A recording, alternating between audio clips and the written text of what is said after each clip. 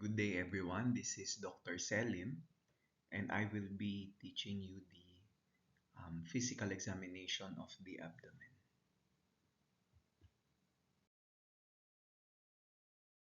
The abdomen is roughly cylindrical, and it would be the area between the chest and the lower extremities. So, together with the chest, the abdomen forms the torso of the body. So, the abdomen extends from the inferior margin of the thorax to the superior margin of the pelvis and the lower limb. So from the inferior margin of the thorax to the superior margin of the pelvis and the lower limb. So all of this, even to the posterior aspect or to the back, would be part of the abdomen. So shown here would be the identifiable landmarks, surface landmarks. So you have here the xiphoid process of the sternum. This would be the costal margin. In extremely thin persons, this can be viewed easily, or you can uh, perform your palpation. So if the percentage of body fat is low, you can even appreciate the rectus abdominis. So extending from the xiphoid process to the symphysis pubis would be the linea alba. Okay, and then you have the umbilicus. And then on the pelvis side, the bones of the pelvis are marked by the iliac crest, which is the superior margin of the ilium. And then you have here the anterior superior iliac spine, um, which we use to identify this important ligament, which is the inguinal ligament. Then you have here the pubic tubercle.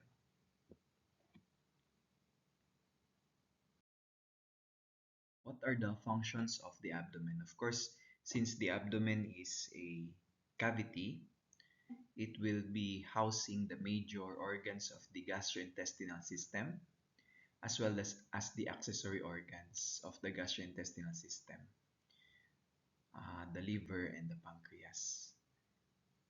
Contained also in the abdomen would be the spleen, which is an organ that removes old red blood cells from the circulation.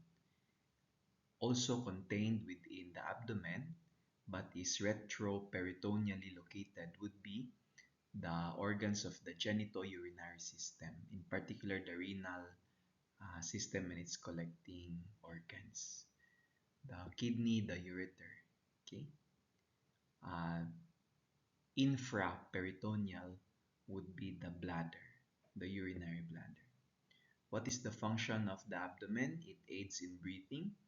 As you will see in the picture here on the right, you have here the diaphragm, which is connected to the parietal pleura, sorry. So the diaphragm on its superior aspect is lined by the parietal pleura, and between the parietal pleura and the visceral pleura of the lung, there is a layer of pleural fluid. And so when the diaphragm contracts, it descends and goes into its central tendon. But as it descends and goes into its central tendon, it also pulls on the layer of pleural fluid, which eventually also pulls the visceral fluid. So whenever the diaphragm contracts, together with a closed glottis superiorly or a closed larynx, it creates a negative pressure. And so when the larynx opens or the vocal folds open, air will rush in to the thorax because of that negative pressure. So that is the purpose of the diaphragm during inspiration. But let's go back to the purpose of the um, muscles of the abdominal wall. They are important for exhalation. Okay, so inhalation is primarily due to the contraction of the diaphragm. However, exhalation or expiration is a passive process. The structures in the chest wall and the lung have elastic properties, so it will recoil on its own, and that will lead to expiration. However, in instances where breathing is labored, no, for example, kapag you have exercise, intense exercise, the exhalation needs to be more forceful and the exhalation needs to be more rapid. So in that instance, the abdominal wall muscles aid in respiration or exhalation by contracting and forcefully decreasing the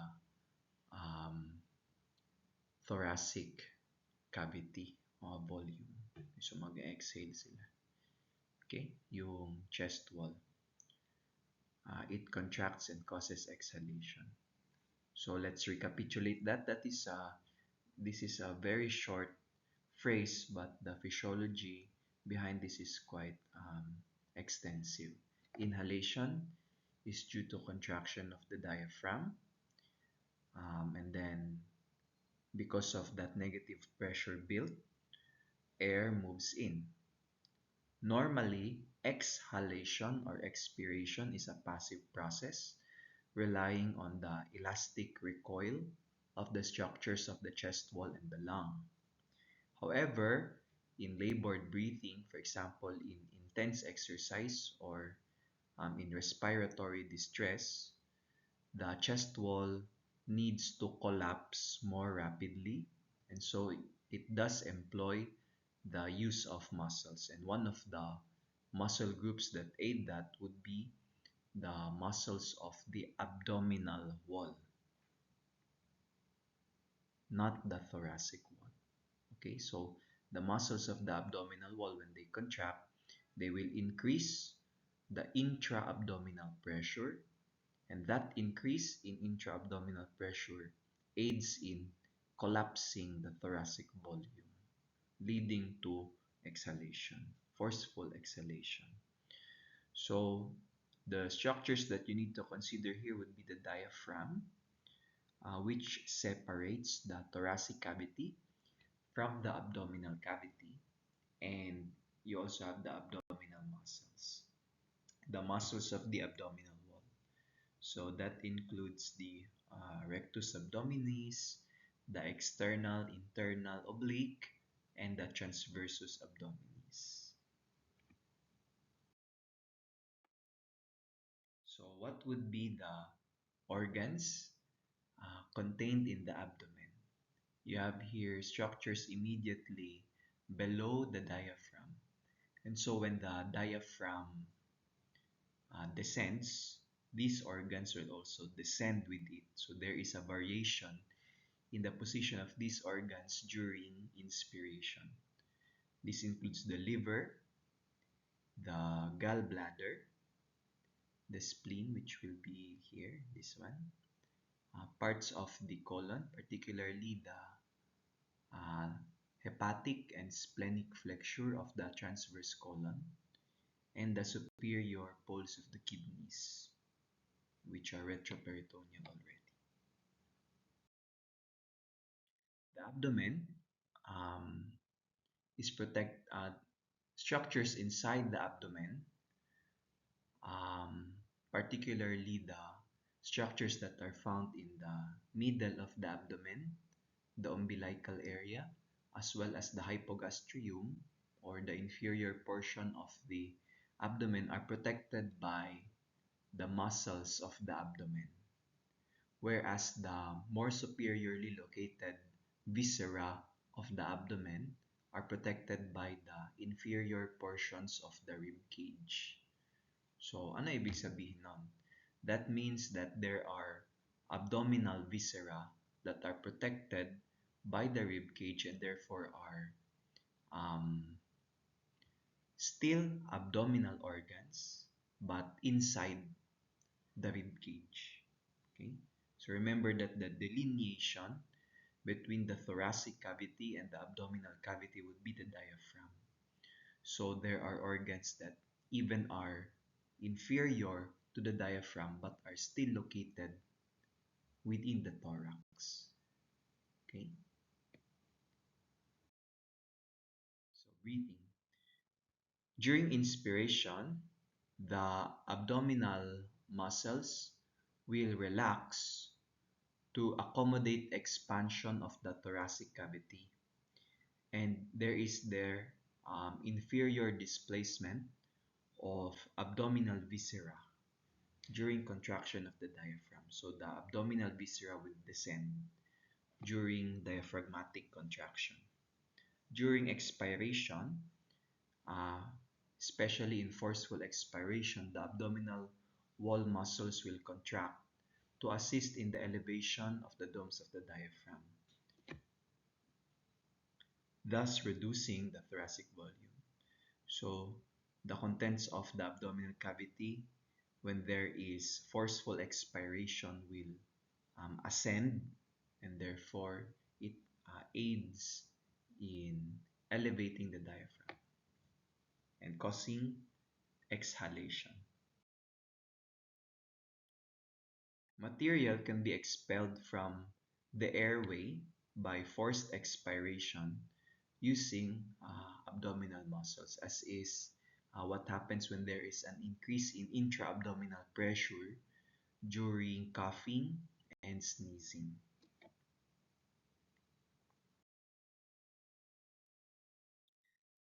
The contraction of the abdominal walls dramatically increases intra-abdominal pressure, but the diaphragm is in a fixed position. Air is retained by the lungs by closing the valves in the larynx of the neck. So these are your vocal folds. So that maneuver is called your Valsalva, or in vernacular is yung utong, no? Pag-utong or pag-ire in Tagalog.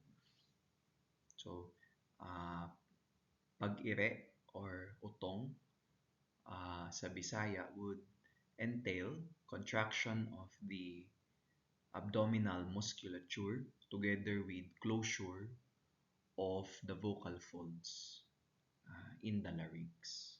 So that maneuver is called your Valsalva. So that increase in intra-abdominal pressure during normal instances or voluntarily during Valsalva causes again an increase in the pressure here in the abdomen. And that pressure would be transmitted to all portions of the abdomen. For example, in a patient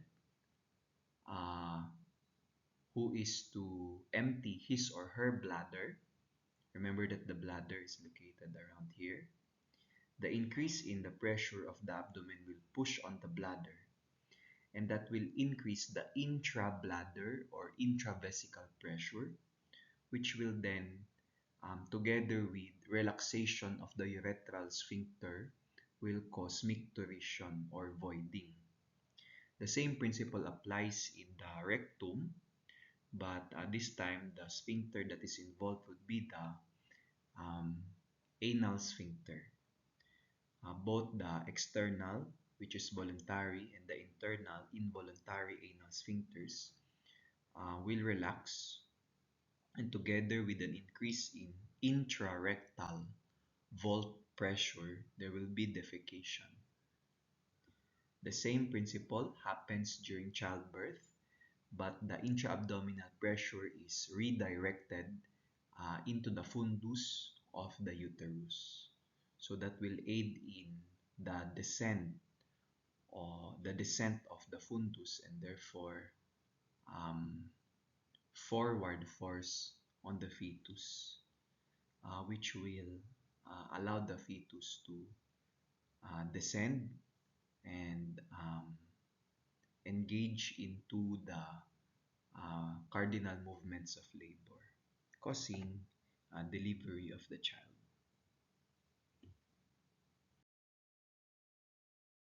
So the abdomen has muscular and bony components, which we have touched upon a while ago.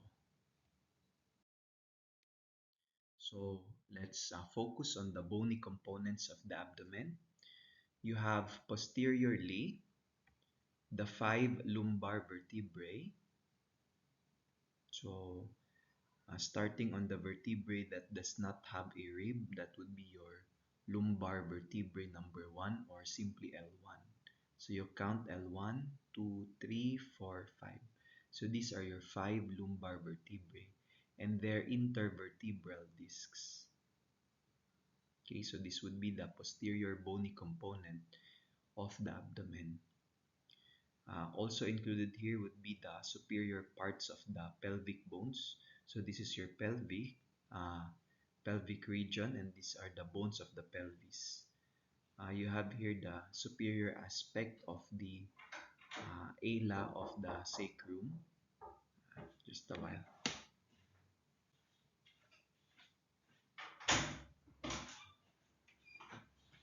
Superior aspect of the ala of the sacrum.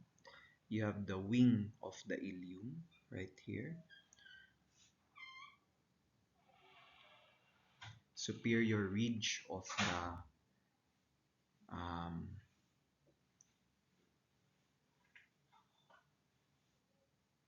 pubis, and medial aspects of the ischium. So this will be the bones that make up the superior portion of the pelvis, which is also at the same time the inferior margins of the bony component of the abdomen. So also included here would be the bony components of the inferior thoracic wall, such as the costal margins, this one. You have here the floating ribs. So these are ribs that are not attached to cartilage. And you also have the xiphoid process. All of these, the lumbar vertebrae posteriorly, the superior portions of the pelvic bones inferiorly, and the bony components of the inferior thoracic wall superiorly, these make up the bony components of the abdomen. Now let's go to the muscular components of the abdomen. Simply, these are the abdominal wall musculature. So the muscles lateral to the abdominal wall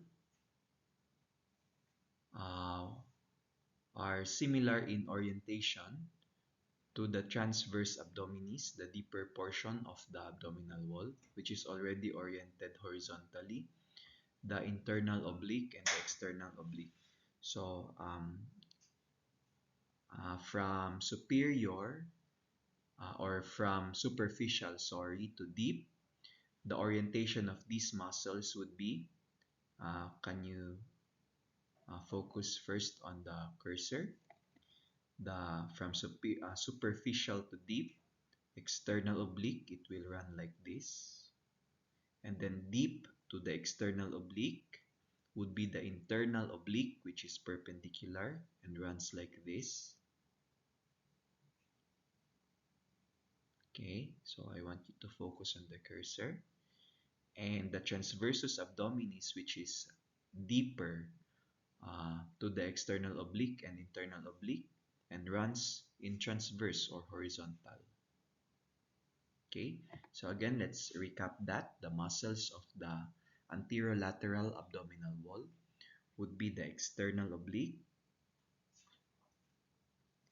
internal oblique, deeper, and transversus abdominis, deeper. Okay, so There are also muscles lateral to the vertebral column. So these are more posteriorly located muscles on the posterior abdominal wall. That would be your quadratus lumborum here. You have the psoas, this one, so kindly look at the cursor, and the iliacus. So this would be the iliacus, aligning the inner portions of the pelvic bone. So again, muscles lateral to the vertebral column. So the point of reference would be the lumbar vertebrae, the quadratus lumborum, which is this one. This muscle is where the kidneys lie on top of. So you have here the psoas major and the iliacus. And anteriorly, that would be the rectus abdominis. So let's recap. The muscles of the abdomen are relative to their location in the bony framework. You have muscles of the anterolateral abdominal wall. From superficial to deep, you have the external oblique, internal oblique, and transversus abdominis. And it continues anteriorly to encounter the rectus abdominis, which is this one. And then muscles lateral to the vertebral column, you have the quadratus, the psoas, and the iliacus. So all of these are muscles that make up the abdominal wall. Next, let's touch again the landmarks which we have discussed. You have the costal margin. Costal refers to rib. So you have here the rib margin, this one. You have the pubic tubercle. And then you have the more medial to it, the symphysis pubis. But this is a little bit more difficult to palpate. What would be easier to palpate in the pubic region would be the pubic tubercle. Okay? And then you have here the anterior superior iliac spine. So you will observe that the inguinal ligament, which is this one, and keeps intact the neurovasculature that enters the lower limb. No?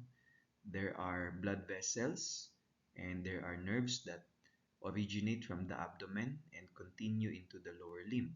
Okay, so yun sila, they will pass underneath, no? Deep to the inguinal ligament, which runs, this is the inguinal ligament, and this runs from the anterior superior iliac spine and the pubic tubercle. Okay? And the superior margin of the ilium, which is a bone of the pelvis, would be the iliac crest, and this continues even posteriorly.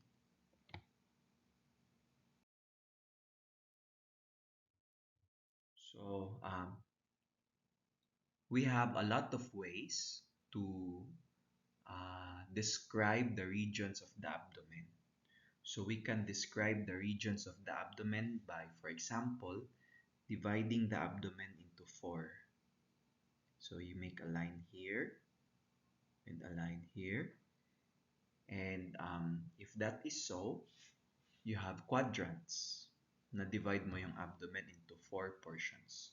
A right upper quadrant, left upper quadrant, right lower quadrant, left lower quadrant. But to be more precise in your identification of symptoms or signs, you can utilize the 9-portioned abdomen. So the 9-portioned abdomen is made by making two paired perpendicular lines. So you have two mid-clavicular lines. So this is your right clavicle, right? Find the location halfway the right clavicle and then draw a line downwards. Same with the left.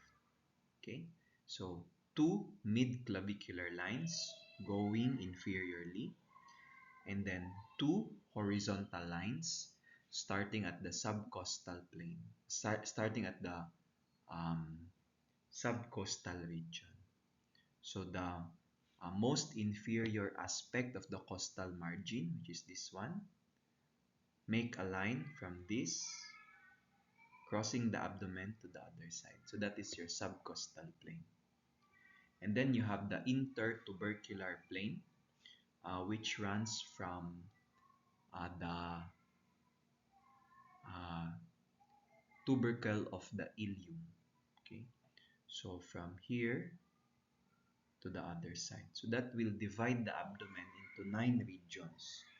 So from superior going inferior, at the midline would be the epigastric region, the umbilical or middle region, and the hypogastric or pubic region. Again, the middle compartments based on this 9-part uh, component of the abdomen would be the epigastric from superior to inferior, epigastric, umbilical, and pubic or hypogastric region. And lateral to this line of compartments would be from superior to inferior, right hypochondrium, right flank, and right groin. Okay, so mirror image that you have the left hypochondrium, left flank, and left groin. So let's recap the 9 components. Starting at the middle, epigastric, umbilical, pubic, and then lateral, hypochondrium, superior to inferior, hypochondrium, flank, and groin. So these are important because patients will often describe symptoms relating to the abdomen uh, based on these locations, and it is up to you, the clinician, uh, to ascribe the location of the symptoms and hopefully be able to narrow down the structures which causes the symptom. For example, the pain, the abdominal pain that the patient um, may describe can be epigastric pain, umbilical pain, or hypogastric pain. Okay, so these compartments in the middle also relate to the viscera or organs in the abdomen. The organs that are supplied by the celiac artery, for example, the inferior portion of the esophagus, the distal esophagus, the stomach, the small intestines, up to the second portion of the duodenum, the liver, the pancreas and the gallbladder, the spleen. The pain coming from those organs will manifest here in the epigastric region. The majority of the small intestines, if there is pain originating from those structures, they will manifest in the umbilical region. And organs that are in the pelvis, such as the genitourinary tract, the reproductive tract of the female, and the distal 1/3 of the colon together with the rectum, all of those may manifest with hypogastric pain. And the kidneys, together with their ureters, will characteristically manifest with pain in the flank and the groin.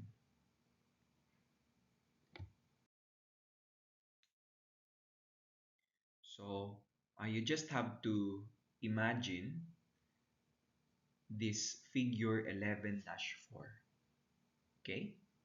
And based on the relative locations in the abdomen, the pain we'll have to manifest by superimposing this picture onto figure 11-3 or 11-2.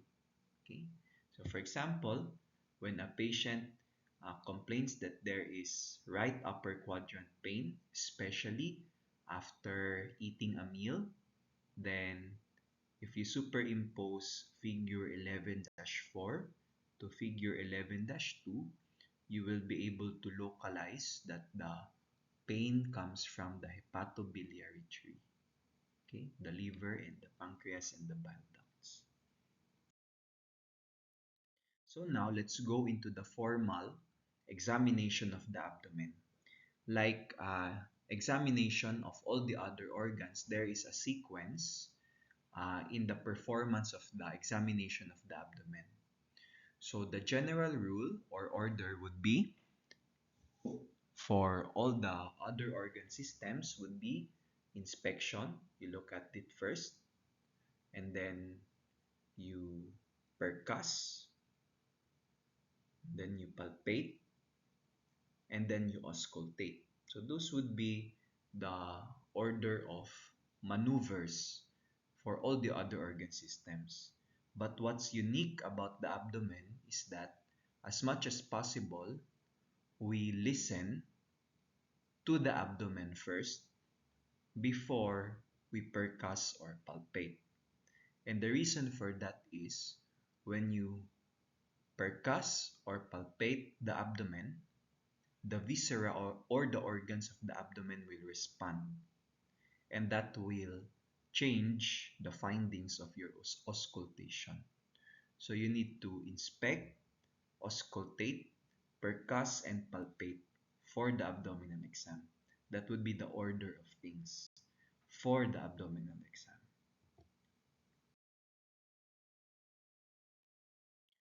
So how do you perform your abdominal exam? Of course, you have to assemble your materials first. You need the light, a tape measure, a marking pencil or a pentel pen, if that is really if you need to be very specific with your measurements, and then your stethoscope.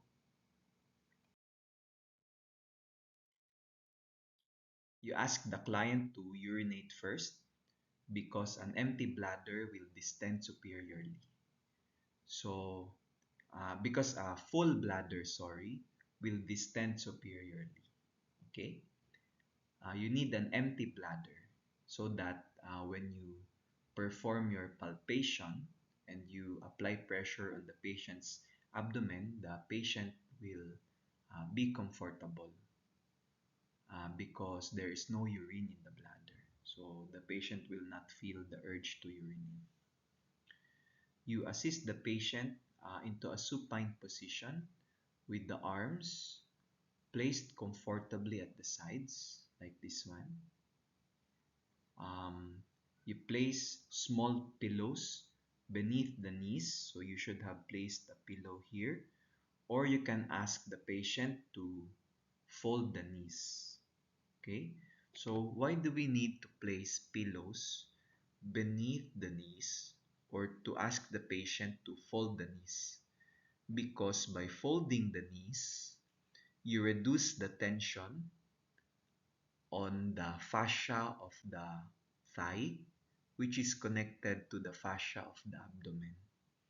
So by asking the patient to bend the knee or fold the knee, the tension on the fascia decreases, and so the tension on the abdominal wall also decreases. So that will make your inspection, percussion, and palpation a little bit easier.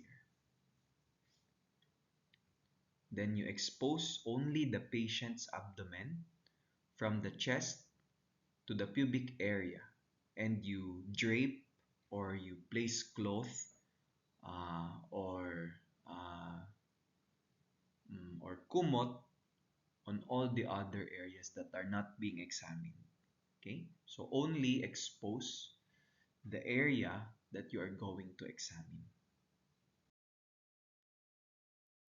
So you need to inspect the abdomen for skin integrity. The normal is unblemished skin. Okay, so you need to inspect, look at the abdomen right in front of you, and you look at it from different vantage points, also at the side and obliquely. Okay, so what do you look at during the inspection? You need to look at the skin, you need to look at vessels, you need to look at scars, you need to look at rashes, and then you need to look if there are any visible masses that protrude from the abdominal cavity and indent themselves onto the skin. So, relative to the skin, you have abnormal findings such as rashes, tight skin, and purple stria. So the rashes on the abdomen can mean a lot of things. It can be a sign of endocrine disease, or there can be rashes that are due to failure of the liver. There can be rashes that are due to infection. For example, if you have an intestinal infection called typhoid fever, there will be a rose-colored rash on the abdomen, and that rash is infectious. So um, let's go to a tense skin. If the skin on the abdomen is tense, that can mean that the intra-abdominal pressure is increased, and that stretches the abdominal wall outward, and that tenses the skin. For example, as in this picture, you have this is the purple stria of Cushing's disease or Cushing syndrome. Okay, so characteristically, there will be these rashes as a result of elevated cortisol in the blood, as in Cushing syndrome. So relative to the shape of the abdomen, we can describe it as flat, rounded, scaphoid, um, or for example, if there is a mass in the abdomen, or for example, there is pregnancy, there is a fetus occupying the uterus which has distended or displaced superiorly, there will be a protuberant abdomen. So you have to take note of this because this can mean pathologic findings. Okay? For example, in a man with extremely protuberant abdomen and yellow skin, and then there are rashes that are made up of blood vessels, then there is redness of the skin, you have thin arms, and then you have decreased size of the penis and the testes. Um, those can be manifestations of cirrhosis. Okay.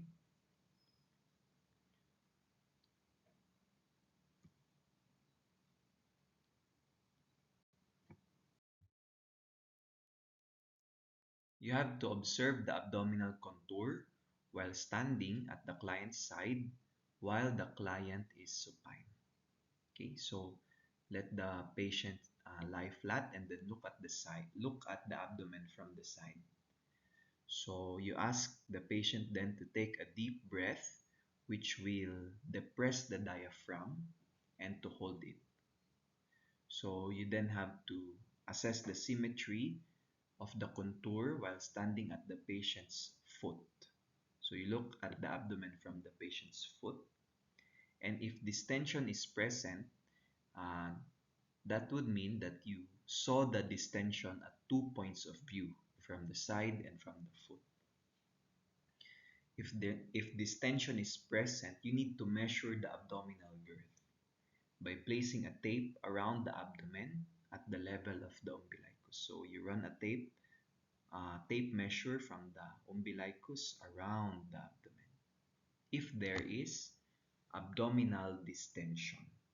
So we had this patient years back who had malignant disease of the liver as a kid. So she was just only 6 months old and she had a hepatoblastoma. And whenever we would do rounds on that patient, we always had to measure the abdominal girth because she was receiving chemotherapy. And true enough, after 2 weeks, the abdominal girth decreased by 5 centimeters. So that means that the liver was shrinking and the malignant cells were dying.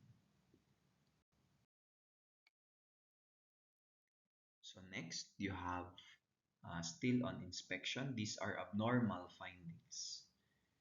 Distended abdomen, liver and spleen enlargement, and asymmetric contour. So what you see here in the picture would be extreme abdominal distension in a male. You can also observe that uh, the umbilicus is protruding. This is an umbilical hernia. So usually what is contained here in the umbilical hernia would be fat or a small segment of small intestine or its mesentery. So this is a little bit disturbing, but focus first on the text. So for inspection, you have to observe the abdominal movements relative to respiration. So as we have discussed a while ago, while the diaphragm goes down, then there is also displacement of organs that are immediately inferior to the diaphragm. And if you have a very thin patient where the abdominal wall is very thin, you can even see the indentations of these organs as they depress. Likewise, if you have a very thin abdominal wall, you will be able to observe peristalsis. So, for example, in patients who are severely malnourished, who have a thin abdominal wall, and who also are suffering from severe intestinal parasitism, you can see peristalsis, no, through the abdominal wall. In patients who have ballooning of the aorta and in very thin patients, you can see aortic pulsations with the beat of the heart. So there is a thumping uh, mass on the abdominal wall that is consistent with the pulse. So that is your aortic pulsation. Then you also have to observe the vascular pattern on the abdominal wall. In this picture on the right, what is distended would be the venous system. So this is your superficial epigastric vein. Okay, so you have to just be familiar with the anatomy so that you can identify the distended vessel. And then this would be the superficial circumflex iliac vein. Okay, so the question is, why are they distended? Because most of the time there can be blockade into their venous outflow. For example, in patients who have cirrhosis, where the vascular resistance inside the liver is very high, blood will tend to reflux into the peripheral veins, and you can see it through the abdominal wall. So that the abdominal wall surface looks like the head of Medusa. Okay, so remember the Greek character or myth or monster Medusa with serpent hair. So that will be the pattern on the abdominal wall, so that In patients who have cirrhosis, when there is distension of the abdominal wall veins, you can see a little bit of medusa's head, and so we call it caput medusa, okay, or caput medusae, and that is a sign of cirrhosis or portal hypertension. Next, from inspection, we now go into auscultation. So you auscultate the abdomen for a lot of things: bowel sounds, vascular sounds or blood vessel sounds, and peritoneal friction rubs. So normally, as there is peristalsis, you will already hear bowel sounds. But depending on the rate of peristalsis, that can indicate a lot of things. For example, if you have diarrhea, the peristalsis would be fast, and the bowel sounds would be more frequent. You can also hear vascular sounds in the abdomen. For example, if there is turbulent flow of blood across the blood vessels in the abdomen, that will produce bruit, which you can hear through the stethoscope. And if there are organ inflammation that extends into the peritoneum coating the organs, as the organs rub with the rest of the peritoneum, it will create friction rubs. For example, if there is splenic inflammation or inflammation of the spleen capsule will also inflame, and that will cause your splenic friction rub, which you will be able to hear best with placing the stethoscope on the left upper quadrant area and asking the patient to inhale deeply. Okay, so let's go into these aspects one by one. First would be the vowel sounds. So the normal vowel sound would be heard with a range of 5 to 20 seconds. Okay, so translate that into the number of vowel sounds per minute. You can have from 2 vowel sounds up to 18 vowel sounds per minute, and that will be normal. And that depends on the relative activity of the intestines. So for example, just after a meal, because the intestines are doing a lot of things and they receive a lot of blood, then the vowel sound will be more frequent during a meal. Okay? Duration may range from less than a second, so each vowel sound can last for a second up to 10 seconds. So what is normal? You can hear the vowel sound and you don't hear any bruits or indicators of turbulent flow, and there is absence of a friction rub. So why are these important? Because, for example, if you are monitoring a patient who has undergone abdominal surgery, you can listen on the vowel sounds, and initially you will have absent vowel sounds. But as the patient recovers from the surgery and the intestines return to their normal function, they are starting to heal, you will slowly hear the vowel sounds coming. If the vowel sounds do not return, then that can mean a lot of things. Okay, so that can be ill use, which can be caused by, again, a lot of things. So you have to notify your physician.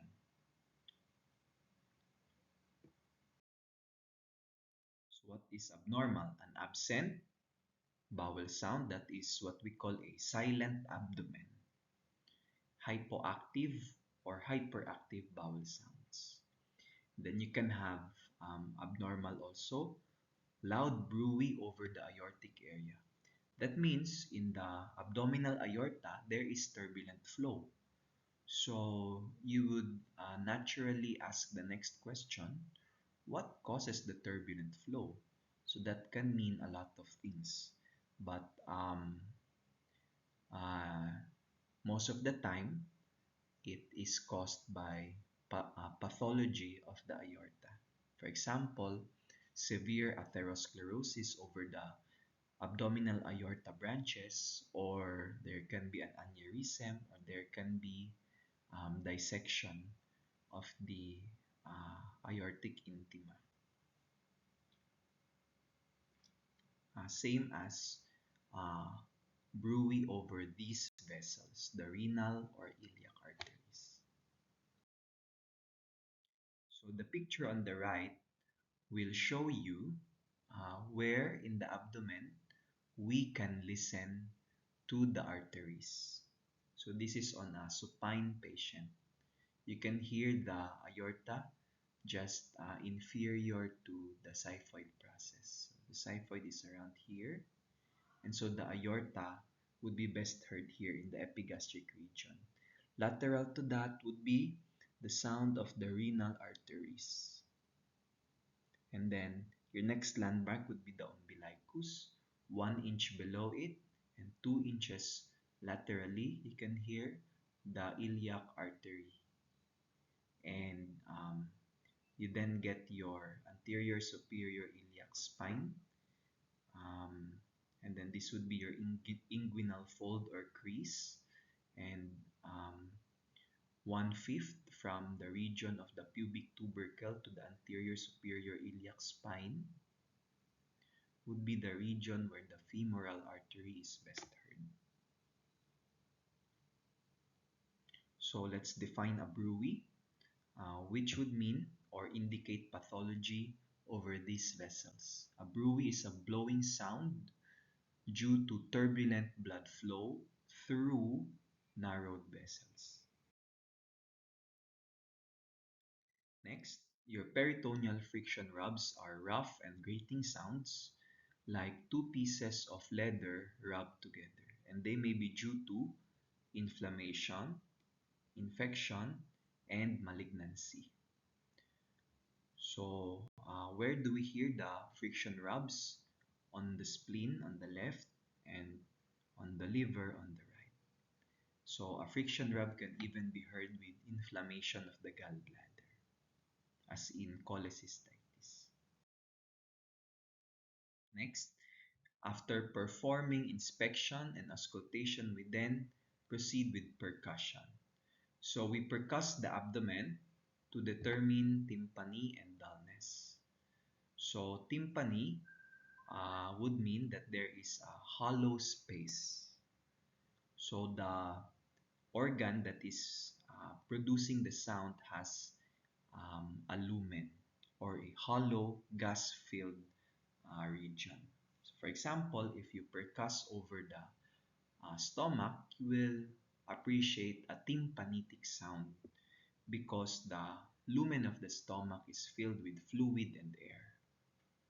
However, if you percuss over a solid organ, which means that there is no space inside it or in the middle of it, you will hear dullness. For example, the liver, spleen, and a full bladder.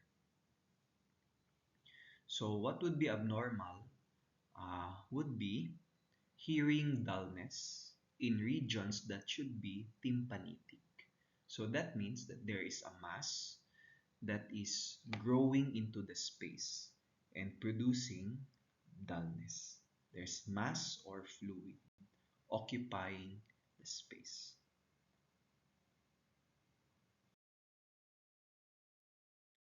Next, you have here the tests for ascites. So you percuss from the middle going to the periphery. So if the patient is supine and the patient has ascites, you will first hear tympany on the middle. Why? Because if the patient has fluid in the peritoneal cavity, that is ascites, the fluid will tend to go to the most dependent or most inferior portion. So if the patient has ascites, if you percuss in this region, it will be tympanitic. But as you move your percussion to the lateral aspects of the abdomen, it will become dull because fluid is already occupying this region. Okay? Or um, to confirm, you do your fluid wave test.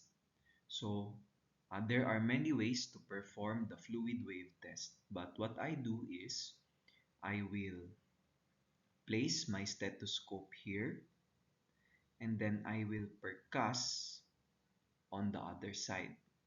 If there is fluid, the dullness, which should be heard only in this region, will transmit to the other side where I placed my stethoscope because the fluid transmitted the sound. Okay, so when there is sound transmission, that means there is fluid occupying the space. So here is the procedure for shifting dullness. Percuss starting at the midline and look for point of shift. So you listen when the tympani becomes dull. Okay, and you mark that area using the ball pen. That means that that is the superior aspect of the um, static fluid.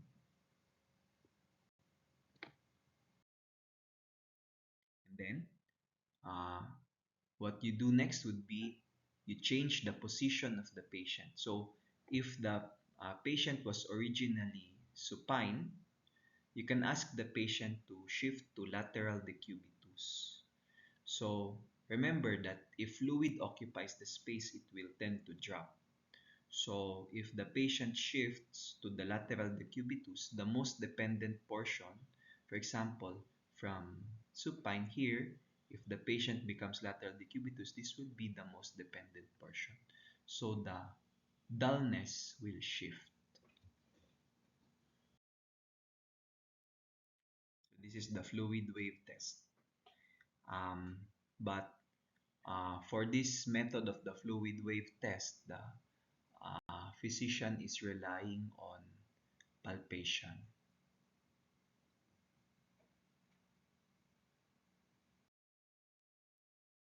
Next, we also utilize percussion not only to um, assess changes in sound due to the presence of fluid, but we can also use percussion for assessment, no, of the estimate of organ size. So for example, this is the method shown on how to assess liver span. Okay, so I will ask then the patient to inhale and then hold the inhale, and then from the nipple line I will start to percuss downwards until I hear the dull sound, and then mark that region, and then on the opposite side percuss until I hear a change from tympanitic to dull. So that would be the inferior margin of the liver. Then I will also mark this one. And then from the surface, I will measure from this point to this point, and that will be my liver span. Okay. So if it is beyond what is normal, 12 centimeters if MCL, or 8 centimeters if mid-sternal, that is hepatomegaly or an enlarged liver.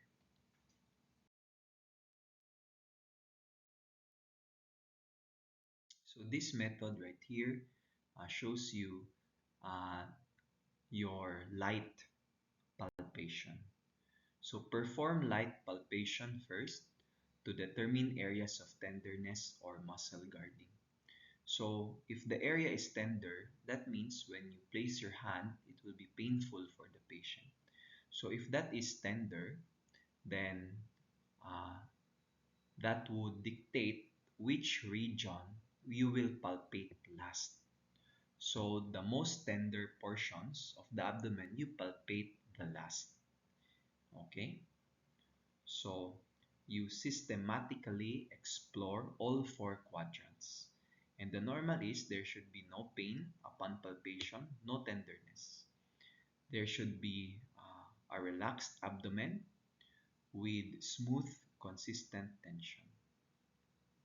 So this technique in particular, the light palpation from uh, hypogastrium towards the left upper quadrant is how I palpate the spleen.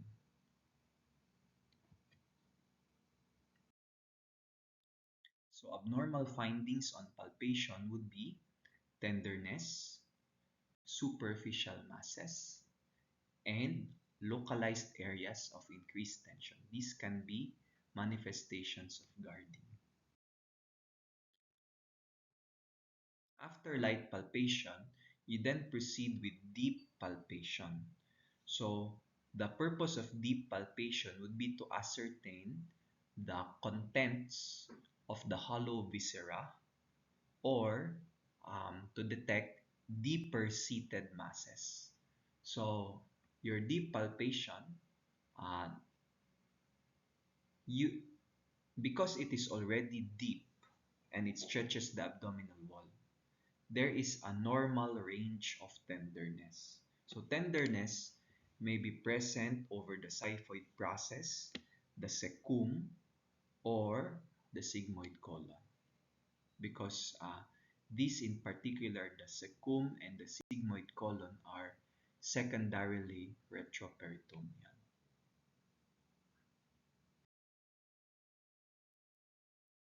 So you can detect mobile or fixed masses or tenderness, which is either generalized or localized. Those are abnormal. So whenever there is tenderness, you need to uh, associate it with inflammation of the viscera. Okay, so for example, if I think this is the patient's left side.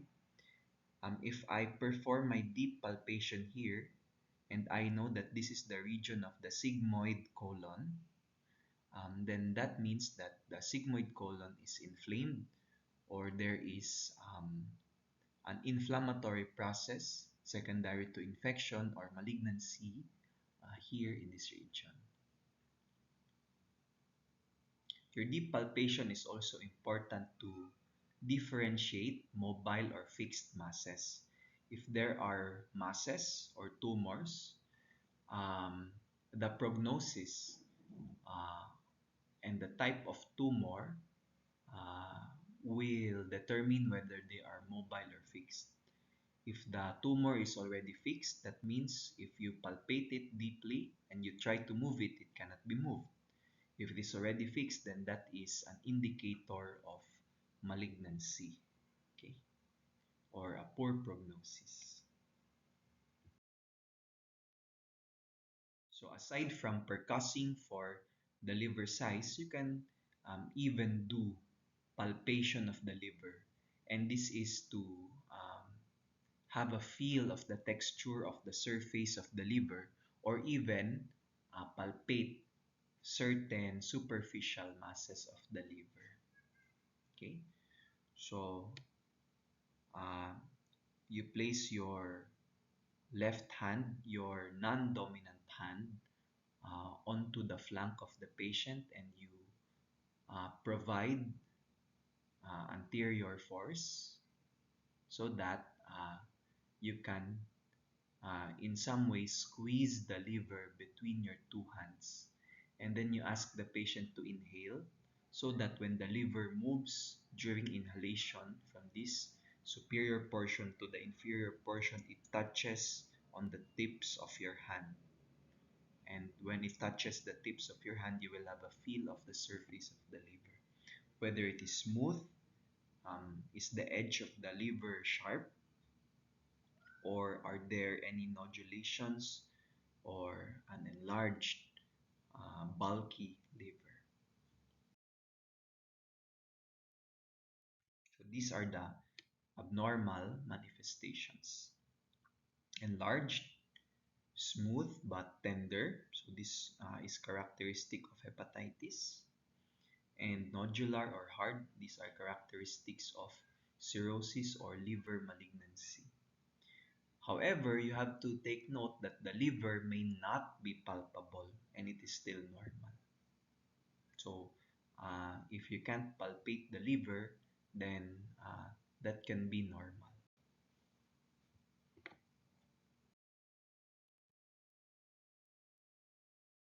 If the patient has a history of urinary retention, the patient is not peeing, you need to also palpate over the pubic symphysis.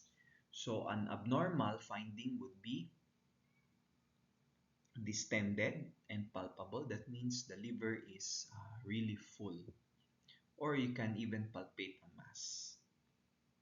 In patients who have pathology of the uterus or pathology of the ovary, you can even palpate the enlarged structure, the uterus or the ovary, through the abdominal wall.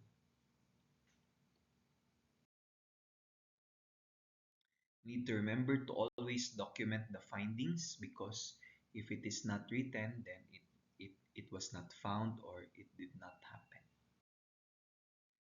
Then let's proceed to the special tests of the abdomen. There are special tests that increase the accuracy of your physical exam, particularly for peritonitis or inflammation of the peritoneum, which lines the abdominal wall and viscera, appendicitis or inflammation of the appendix, and cholecystitis or inflammation of the gallbladder. So, this is your Bloomberg test or your rebound tenderness. Okay, so what do? You depress the abdominal wall using 2 or 3 fingers. You depress it slowly and you depress it very deeply, and that will stretch the peritoneum. Okay, so if you quickly withdraw your fingers, the peritoneum will go back to its original shape, which is not distended. If there is generalized peritonitis, the entire peritoneum is inflamed. If you press the peritoneum initially during the first portion of the Bloomberg compression of the abdomen, it will be painful. But you let your hand or fingers remain that way, the pain will go away. Then you quickly remove your fingers, and if it becomes painful again, then that means there is generalized peritonitis. Peritonitis is an emergency. It is a surgical emergency because peritonitis means that a viscus or an organ has perforated inside the abdomen, or there is generalized abdominal sepsis. So if your Bloomberg becomes positive, there is rebound tenderness. You need to act quick. Next would be Robsing sign. So this is a sign of appendicitis. So what do? Remember that the appendix of the patient is on the right lower quadrant. So Robsing sign would mean you press deeply on the opposite side, on the left lower quadrant, and you quickly withdraw your fingers. So that is like the Bloombergs, but on the left lower quadrant. If there is appendicitis, the visceral peritoneum of the appendix has formed adhesions with the parietal peritoneum. Okay, so if you do your Robsing sign and then you withdraw your fingers quickly, that will pull on the visceral peritoneum of the inflamed appendix, and that will elicit pain. Okay, so there is pain in the right lower quadrant, even if the pressure you have applied is on the left lower quadrant. Again, because you have stretched the visceral peritoneum of the appendix by pressing on the left lower quadrant. Next, you'd be your psoas sign. So psoas sign means you extend and hyperextend the thigh. So remember our anatomy of the abdominal wall a while ago? The psoas muscle is related to the lumbar vertebra. And then as it descends inferiorly, it fuses with the iliacus to form the conjoined muscle of the iliopsoas, which inserts into the femur and causes hip flexion. So what's unique is that in the pelvis, the appendix, the tip of the appendix, lies on the psoas muscle. And in some patients, even the entire inferior portion of the cecum, it lies on the psoas muscle. So what happens if you extend the thigh, okay, and then you compress on the patient's right lower quadrant? That will stretch the cecum and the appendix. So if you stretch the cecum and the appendix and you have an inflamed appendix, that will manifest as pain or tenderness. That is your psoas sign. Pain or tenderness on hip extension and abduction.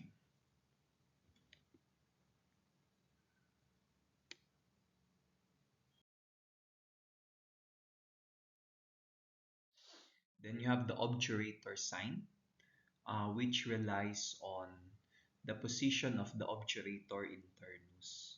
So the obturator internus is the major muscle that causes thigh adduction. So it causes the thigh to go to the midline. So that muscle is also specially located because the tip of the appendix, especially if you have a retrocecal appendix, that means the appendix is posteriorly located relative to the inferior portion of the cecum instead of being on the tip of the cecum. So if the appendix is located posteriorly, because there are anatomic variants, right? So if the appendix is located posteriorly and you medially rotate the thigh at the hip joint, that will stretch the cecum and the appendix, and that will elicit pain. That is your obturator sign. And the pain is characteristically in the hypogastric region.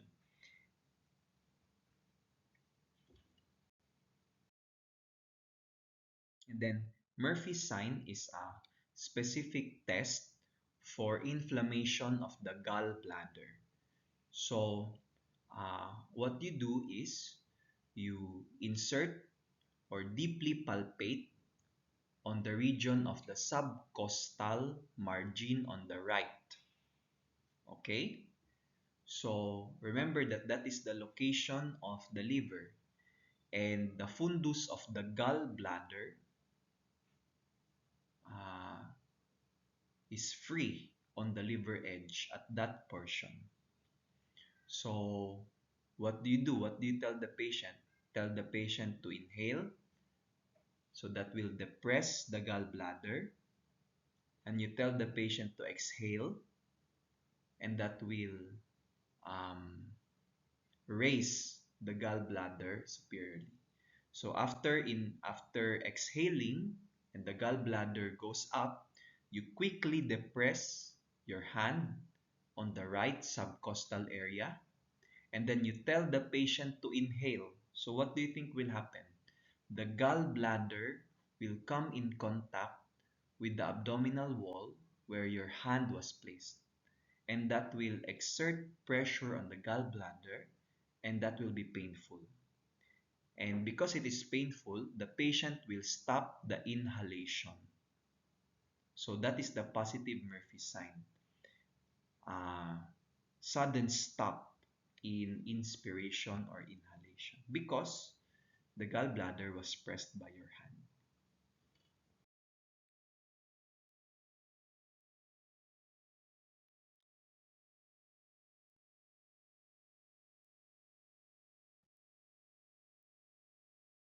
Thank you for listening.